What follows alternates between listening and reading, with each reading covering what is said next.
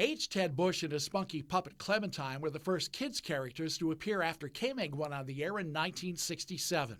But in 1970, they gave way to Sioux City native Bill Bass as Klarence the Klown and his inanimate partner, Fluff. I would say, "What was it you said, Fluff?" And then the camera would go to a tight shot of Fluff, this little yellow puppet thing, and Fluff would go like that. Oh, is that right, Fluff?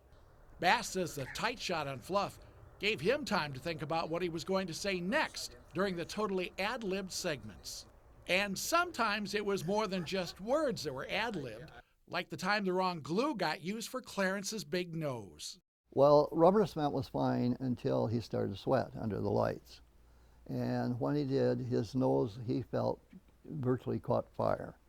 And I'll never forget it because the cameras were rolling, he ran out of the studio, pulled the nose off, and he thought the skin had come off, and it did. Some of the skin came off with the nose.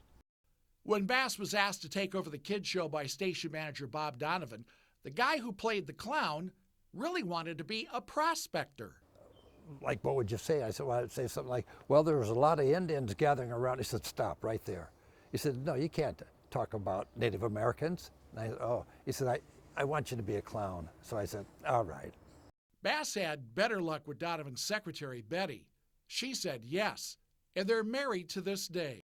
Klarence was Bass's effort to emulate the great circus clown Emmett Kelly. While most of his shows may have been unscripted, there were two things that became a regular part of the shtick: a song at the end of every week. It's a good weekend, Fluff and I can tell, because when we sing this song, nothing goes wrong, everything turns out swell. And a saying. As you go through life, boys and girls, remember one thing, and I time it so that was the end of the show. And people all over say, "Well, what's the one thing to remember?" And I was fairly clever at coming up with things to keep them interested, like, what's he talking about? While Fluff may not have been a great conversationalist, No, he didn't move. He just sat on a stool next to me and stared at camera one. his popularity became evident when the furry creature once disappeared. The parents started calling in, "Find that Fluff. My child won't go to sleep at night." I didn't realize it was that emotional. When you're dealing with children, you have to be a little careful. After a few years, Klarence and Fluff eventually turned the stage over to a new kid's character. Hey, what's going on there? Oh, by golly sakes alive, you caught me.